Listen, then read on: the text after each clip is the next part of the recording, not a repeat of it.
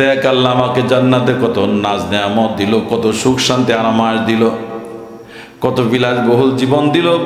ও বন্ধু, তুই জাহান্নামে গেলি কেন? বল বল, কোন অপরাধে আল্লাহ তোকে জাহান্নামে নিক্ষেপ করলো? রাতের 1 মিনিট দুনিয়ার 50,000 বছর। এরপরে নবীজি 2 নম্বর কিয়ামতের আলামত বললেন, চাঁদ 2 টুকরা হয়ে যাওয়া। আল্লাহ তাআলা বলেন, ইকতারাবাতিস সাআতু ওয়ানশাক্কাল কামার। চাঁদ 2 টুকরা হয়ে গেছে, কিয়ামত নিকটবর্তী হয়ে গেছে। কোন দিন হয়েছিল? কাফেররা নবীজিকে বলল, যদি চাঁদ 2 টুকরা করে দেখাতে পারো তাইলে আমরা কালেমা পড়ব। আল্লাহ নবী আঙ্গুল দ্বারা ইশারা করলেন, ইশারা করার সঙ্গে সঙ্গে চাঁদটা 2 টুকরা হয় 2 দিকে চলে গেল। শুধু মক্কার লোকেরাই নয়, পৃথিবীর বিভিন্ন শহরে যত মানুষ ছিল সকল মানুষ সেই দিন চাঁদ দেখেছিল। পরবর্তীতে 1,500 বছর পর চন্দ্র বিজয়ী বিজ্ঞানী আর্মস্ট্রং, জামক্স আরউইন তারাও চাঁদে গিয়া মিলায় দেখলো, আল্লাহ পাক বলেছেন চাঁদ 2 টুকরা হয়ে গেছে। চাঁদের মধ্যে গিয়ে দেখলেন তার মাঝখানে ফাটল। এই ফাটলের মাটি এনে কম্পিউটারে দিয়ে পরীক্ষা করে দেখলেন, নবীজি যেই দিন ইশারা করেছেন ঠিক সেই তারিখ থেকে আজ পর্যন্ত যত দিন হয়েছে ঠিক কম্পিউটার বলে দিল এই চাঁদের ফাটলের বয়স অত দিন। এটাও নবীজির মুজিজা। নবীর এই মুজিজা দেখে চন্দ্র বিজয় বিজ্ঞানী 1,500 বছর বর্ণ চাঁদের এই ফাটল দেখে কালেমা পড়ে মুসলমান হয়ে গেছে। কিন্তু বন্ধু আমার, কপাল পোড়ার দল আবু জাহেল, আবু লাহাব, উতবা সাহেবা যারা এই মুজিজা আবদার করলো, যারা এই চাঁদ 2 টুকরা করার কথা বললো, ওই মানুষগুলোর কালেমা নসিব হয় না, ওরা কালেমা পড়তে পারে নাই। তাহলে আমরা কি ওই যে ভাগ্যবান বিজ্ঞানী 1,500 বছর পরে চাঁদে গিয়ে চাঁদের ফাটল দেখে কালেমা পড়েছে, এরা হলো ভাগ্যবান। আর যারা নবীর সামনে দাঁড়ায়া চাঁদ 2 টুকরা হতে দেখলো এরপরে কলেমা পড়ে নাই, আবু জাহেল, আবু লাহাব, উতবা সাহেবা, এরা হলো কপাল পরা হতবাগা। আমরা কি আবু জাহেলের মতো হব না ওই বিজ্ঞানীদের মতো হব? আল্লাহ কবুল করে বলেন আমিন। আমরা হতবাগা হতে চাই না। তাহলে এক জান্নাতি জাহান্নামীদেরকে একটা ডাক দিয়েছেন। আল্লাহর কাছে এক জান্নাতি দরখাস্ত করবে, আল্লাহ, লালমোহন বাজারে 2 বন্ধু একসঙ্গে ব্যবসা বাণিজ্য করতাম, তো আমার বন্ধুটাকে জান্নাতে খুঁজলাম, কোথাও পাওয়া গেল না। ও আছে কোন জায়গায়, একটু দেখতে মন চায় আমার। আল্লাহ পাক বলল, তোমার বন্ধু তো জাহান্নামে আছে। আমার বন্ধু জাহান্নামে কোথায় আছে, কি অবস্থা আছে, তার সঙ্গে একটু দেখা করব, কথা বলবো। আল্লাহ তাআলা তো ওয়াদা করেছেন, মা তাশতাহি আনফুসুকুম ওয়া লাকুম ফিহা মা তাদউন। জান্নাত এমন একখান জায়গা, সেখানে যা চাইবে তাই দেওয়া হবে, কোনো কিছুই না বলা হবে না। না বলতে কিছু, যা চাইবে চাইতে দেরি, দিতে দেরি হবে না। ওই জান্নাতি যখন বলল, আল্লাহ, আমার বন্ধু জাহান্নামে কোথায় আছে আমি দেখতে চাই। মা সালাকাকুম ফি সাকার قالوا لم نكن من المصلين ولم نكن نطعم المسكين وكنا نخوض مع الخائضين وكنا نكذب بيوم الدين। আল্লাহ পাক কি কুদরতের কারিশমা, জান্নাতটাকে এমন ভাবে ঘুরায় ধরলেন, সে জান্নাতের উপর থেকে ওই বিল্ডিং এর ভবনের জানলা দিয়ে তাকায় জাহান্নাম দেখতেছে, তার বন্ধু জাহান্নামের মধ্যে আগুনের মধ্যে ভাসতেছে। উপর থেকে 2 বন্ধুর কথা শুরু হলো। জান্নাত থেকে ডাক, দেখো লালমোহনের বন্ধুরে, আমি অমুকের ছেলে অমুক, তোর বন্ধু ছিলাম। দেখ আল্লাহ আমাকে জান্নাতে কত নাজ নেয়ামত দিল, কত সুখ শান্তি আরামাস দিল, কত বিলাসবহুল জীবন দিল। ও বন্ধু, তুই জাহান্নামে গেলি কেন? বল বল, কোন অপরাধে আল্লাহ তোকে জাহান্নামে নিক্ষেপ করলো? এবার জাহান্নামী বলবে, বন্ধুরে, ও বন্ধু, একটু ঠান্ডা পানি দে, একটু ঠান্ডা পানি আগে দে। বহু বছর পর্যন্ত, হাজার বছর পর্যন্ত জ্বলতে জ্বলতে আমার কলিজাটা শুকায় গেছে, একটু ঠান্ডা পানি জান্নাত থেকে দে। জান্নাতের ঠান্ডা পানি জাহান্নামীদের জন্য আল্লাহ হারাম করে দিয়েছে রে, এক বিন্দু ঠান্ডা পানি তোর নসিব হবে না। বল কেন তোকে জাহান্নামে নিক্ষেপ করা হলো? সে বলল, আমি অনেক অপরাধ করেছি, তার মধ্যে 4টা অপরাধ বড় আল্লাহর দরবারে সবচেয়ে নিকৃষ্ট 4টা অপরাধ ছিল। এই 4 অপরাধের কারণে আল্লাহ তাআলা আমাকে জাহান্নামে নিক্ষেপ করেছে। 1 নম্বর অপরাধ হলো লাম নাকু মিনাল মুসাল্লিন, আমি নামাজি ছিলাম না। কি ছিল না? তাইলে কোরআনের এই আয়াত আর এই জাহান্নামীর বক্তব্য দ্বারা কি বুঝলাম? নামাজ যারা পড়বে না তারা কি জান্নাতি না জাহান্নামী? আরো জোরে বলেন। বিশ্বাস হয় আপনাদের? যদি বিশ্বাস হয় তাহলে আপনারা যেমন সারউইন আর্মস্ট্রং ওই বিজ্ঞানীর দলের, যদি বিশ্বাস না হয় তাহলে আবু জাহেল আবু লাহাবের দলের। কথা ঠিক না? আবু জাহেল আবু লাহাবের বিশ্বাস হয় নাই, এই জন্য নবীর কথা মানে নাই, নবীর শরীয়ত মানে নাই। জাহান্নামী বলবে 1 নম্বর অপরাধ ছিল লাম নাকু মিনাল মুসাল্লিন, নামাজ পড়ি নাই। 2 নম্বর অপরাধ ছিল লাম নাকু নুতিমুল মিসকিন, আমার কাছে অনেক গরিব এতিম মিসকিন অসহায় মানুষ আসতো, আমার কাছে অনেক সাহায্য প্রার্থী আসতো, তারা আসলে আমি তাদেরকে সাহায্য দিতাম না, সাহায্য করতাম না। আমার সামর্থ্য ছিল, অর্থবিত্ত ছিল, সব ছিল, আমি তাদেরকে সাহায্য করতাম না। বলতাম আমি নিজে কষ্ট করে শ্রম দিয়ে মাথার গাম পা ফেলে এগুলো অর্থ করি, এগুলো সব আমি নিজে কামাই করেছি, অর্জন করেছি, অতএব গরিবকে কেন আমি দিব? আমি আমার গরিব যারা অসহায় যারা তাদেরকে আমি কোনো সাহায্য সহযোগিতা করতাম না। ক্ষুধার্ত মানুষ এসে আমার দরজায় হাঁক মারত, ডাক দিত, 2 দিন পর্যন্ত খাই নাই, 2 বেলা সারাদিন খাই নাই, যদি সম্ভব হয় একটু খাবার দেন। আমি তাদেরকে খাবার দিতাম না। এটা হলো আমার 2 নম্বর অপরাধ।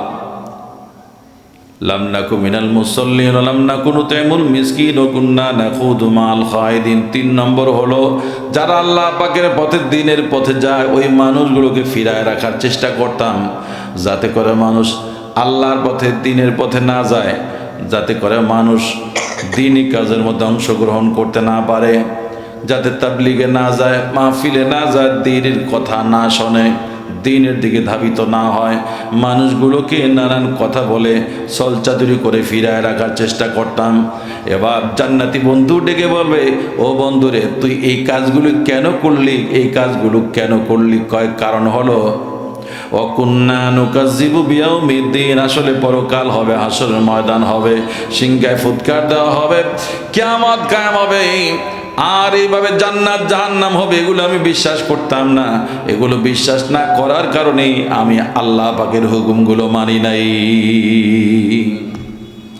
তাইলে বোঝা গেল যারা নামাজ পড়ে না তারা কি পরকাল বিশ্বাস করে না? ঠিক কিনা বলেন? যারা নামাজ পড়ে না তারা কি বিশ্বাস করে না? যারা নামাজ পড়ে না তারা জাহান্নাম বিশ্বাস করে না, যারা নামাজ পড়ে না তারা আখিরাত বিশ্বাস করে না। বলবেন হুজুর আপনি এমন কথা কেমনে বললেন? আল্লাহ কোরআনুল কারীমে অন্য জায়গায় বলতেছেন, ফালা সাদ্দাকা ওয়ালা সাল্লা ওয়ালাকিন কাযযাবা ওয়া তাওয়াল্লা। যারা নামাজ পড়ে না ওরা আমাকে বিশ্বাস করে না, আমার কোরআন বিশ্বাস করে না, পরকাল বিশ্বাস করে না, এই জন্যই ওরা নামাজ পড়ে না। অতএব যারা পরকাল বিশ্বাস করে তাদের ডিউটি হলো নামাজ আদায় করা। ঠিক কিনা বলেন? পরকালে বিশ্বাসী, আখিরাতে বিশ্বাসী যারা, জান্নাত জাহান্নামে বিশ্বাসী, তারা কখনো নামাজ ছাড়তে। আমরা নামাজ পড়বো তো ইনশাআল্লাহ। কারা কারা পড়বো হাত তোলেন তো দেখি, আল্লাহর সঙ্গে ওয়াদা করি। আল্লাহু আকবার বলেন, আরো জোরে বলেন আল্লাহু আকবার। ইনশাআল্লাহ আমরা নামাজ পড়বো। আল্লাহ আমাদের নামাজ পড়ার তৌফিক দান করুন। শুধু পড়বো না, নামাজ কায়েম করব। আমার পরিবার পরিজন, স্ত্রী সন্তান, আমার যারা আছে অধীনস্থ সবার মধ্যে আমি নামাজ প্রতিষ্ঠিত করব ইনশাআল্লাহ। আল্লাহ তৌফিক দান করে। নামাজ এমন একটা ইবাদত, আপনার যত খারাপ অভ্যাস আছে সব অভ্যাসগুলো ধীরে ধীরে নামাজ আপনাকে পরিবর্তন করে দিবে। নামাজ আপনাকে বিশুদ্ধ একজন মানুষ বানিয়ে দেবে।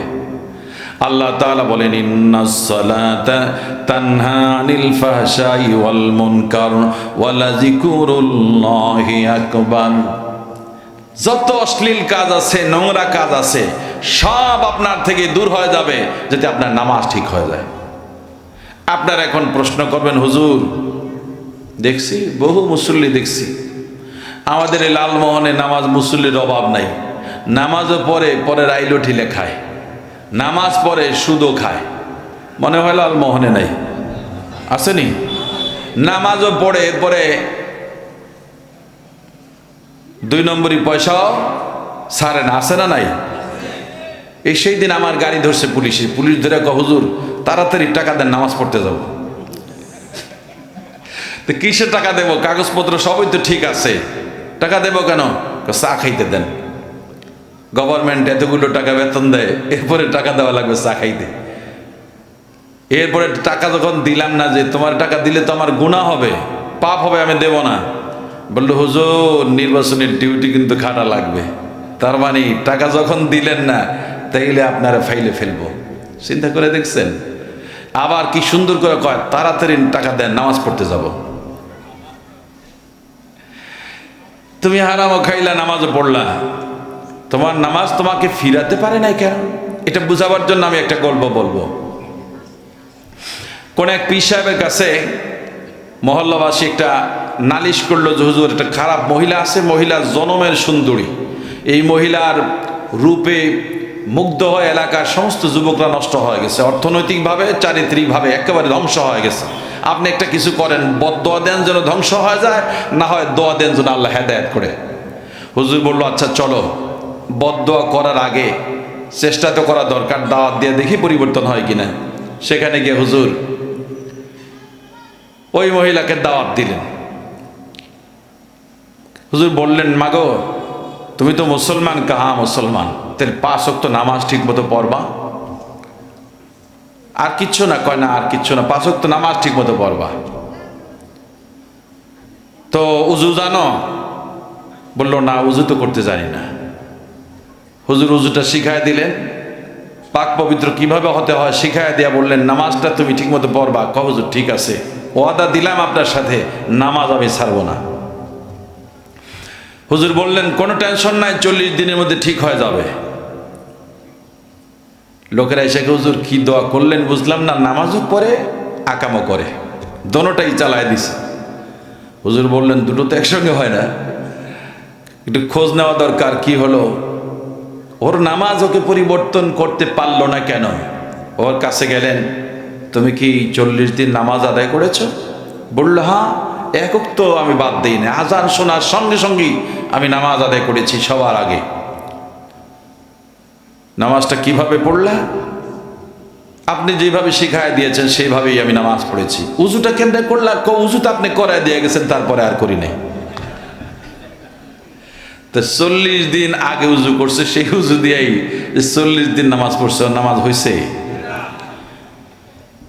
অর্থাৎ 40 দিন পর্যন্ত নাপাক অবস্থায় নামাজ পড়েছে। এই 40 দিন নাপাক অবস্থায় নামাজ পড়ার কারণে তার নামাজ তার পরিবর্তন ঘটাতে পারে নাই। যেমন বেশ্যা তেমন বেশ্যাই আছে, যেমন চরিত্রহীনা সেই চরিত্রহীনাই আছে। আর আমাদের অবস্থা ওই মহিলার মতো, আমরা নামাজ পড়ি, আমাদের শরীরের অঙ্গে অঙ্গে রক্তের, আমাদের রন্ধে রন্ধে প্রতিটা রক্ত ফোঁটার মধ্যে হারাম লেগে আছে, প্রতিটা মাংসের কণার মধ্যে হারাম লেগে আছে, যার কারণে যত নামাজ পড়ি আমাদের নামাজ আমাদের চরিত্রের পরিবর্তন ঘটায় না। আল্লাহর কালাম মিথ্যা হতে পারে না। আল্লাহ পাক কালামে ঘোষণা দিয়েছেন, ইন্নাস সালাতা তানহা আনিল ফাহশাই ওয়াল মুনকার, নিশ্চয়ই নামাজ অশ্লীল কাজ, ফাহিশা কাজ থেকে মানুষকে ফিরায় দিবে। নামাজ হলো সবচেয়ে বড় জিকির। অতএব নামাজ পড়ার পর একটা লোকের চরিত্র ঠিক হবে না, এটা হতেই পারে না। আমাদের চরিত্র ঠিক না হওয়ার কারণ হলো নামাজ তো পড়ে কিন্তু আমাদের শরীর হলো নাপাক। আল্লাহ নবী বলেছেন, আল্লাযী নাফসু মুহাম্মাদিন বিয়াদি আন্নাল আবদা লা ইয়াগজিফুল লুকমাতাল হারামা ফি যাওফিহি মা ইয়াতাকাব্বালু মিনহু আমালা 40 ইয়াওমান। ওই আল্লাহর কসম, যে আল্লাহর হাতে আমি নবীর প্রাণ, এক লোকমা হারাম যদি কেউ খায় 40 দিনের মধ্যে ওই লোকটার কোনো আমল আল্লাহর দরবারে কবুল হবে না। এক লোকমা হারাম খাওয়ার পর 40 দিনের ইবাদত কবুল হবে না। অন্য হাদিসে আল্লাহ নবী বলেন, এক লোকমা হারাম খাওয়ার পর 40 দিন যত দোয়া করবে কোনো দোয়া কবুল হবে না। তাইলে আমাদের দেহ যদি পবিত্র করতে না পারি, হারাম থেকে পাক করতে না পারি তাহলে আমাদের নামাজ আমাদেরকে কেমন করে পরিবর্তন ঘটাবে। সমাজে আজকে ঘরে ঘরে ঘরে ঘরে সুদের লেনদেন চালু হয়ে গেছে। গরিব আর ধনী নাই, প্রত্যেকের ঘরে ঘরে সুদের লেনদেন আছে না নাই? আসেনি আপনাদের লালমোহনে? তাহলে কেমনে সমাজ পরিবর্তন হবে? ওলামা ইকরাম মাঠে ময়দানে চিল্লায়, মসজিদের খতিবরা জুমার দিনে চিল্লায়, পীর মাশায়েখরা চিল্লায়, তাবলীগ ওয়ালারা মেহনত করতেছে, সবার মেহনত বেকার। তার কারণ ইসলামের দুশ্মন যারা, তারা আপনাদের শরীরের মধ্যে, রক্তের মধ্যে হারাম প্রবেশ করিয়ে দিয়েছে। আমাদের শরীরের মধ্যে হারাম ঢুকিয়ে দেওয়া হয়েছে কৌশলে। এই হারাম যতদিন পর্যন্ত বন্ধ না করতে পারবো, আমার চরিত্রের পরিবর্তন হবে না। আর আপনার আমার চরিত্রের পরিবর্তন যদি না হয়, সমাজেরও পরিবর্তন হবে না। তার কারণ আপনাকে আমাকে দিয়েই তো সমাজ, ঠিক কিনা বলেন? আপনাকে আমাকে দেওয়া হলো সমাজ। আপনার আমার যদি পরিবর্তন না হয়, তাহলে সমাজের পরিবর্তন হবে না। সমাজ পরিবর্তনের জন্য, সুন্দর সমাজের জন্য সুন্দর মানুষ লাগবে, লাগবে না? আর সুন্দর মানুষ গড়ার জন্য সুন্দর নামাজওয়ালা মানুষ লাগবে। ওই নামাজ আপনাকে সুন্দর একজন মানুষ বানায় দিবে, আদর্শ মানুষ বানায় দিবে। আসুন আজ থেকে আমরা প্রতিজ্ঞা করি, এখন থেকে হালাল খানা খাওয়ার চেষ্টা করব, হারাম থেকে দূরে থাকবো। আল্লাহ তৌফিক দান করে সকলে বলি আল্লাহুম্মা আমিন। তাই তো আল্লাহ নবী বলেন, কাসবুল হালাল ফারিদাতুম বাদাল ফারিদা। নামাজ যেমন ফরজ, রোজা যেমন ফরজ, হজ যেমন ফরজ, হালাল ভাবে কামাই করাটাও ফরজ।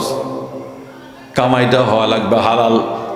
আপনি অফিসে গেলেন, ঠিক টাইম মতো অফিস করলেন, ফাঁকি ঝুঁকি দিলেন না।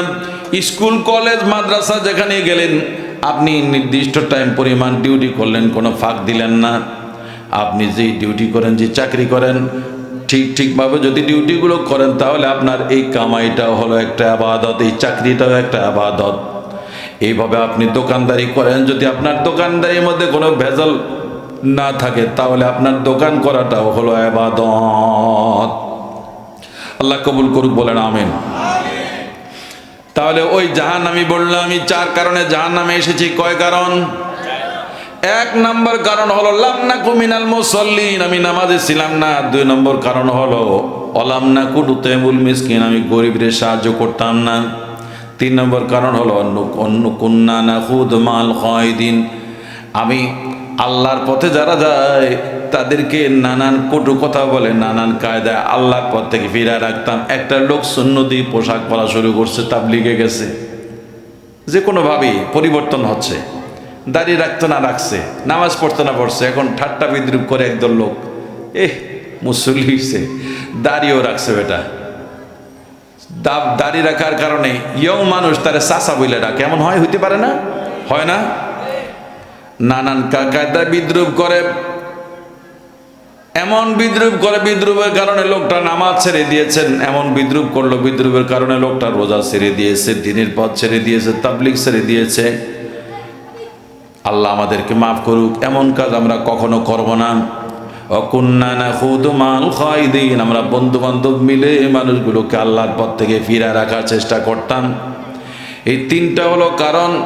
এই 3টা কেন করতাম? 4 নম্বরটা হলো আমরা পরকাল বিশ্বাস করতাম না, আমরা ছিলাম নাস্তিক, এই জন্য আমরা এগুলো করেছি।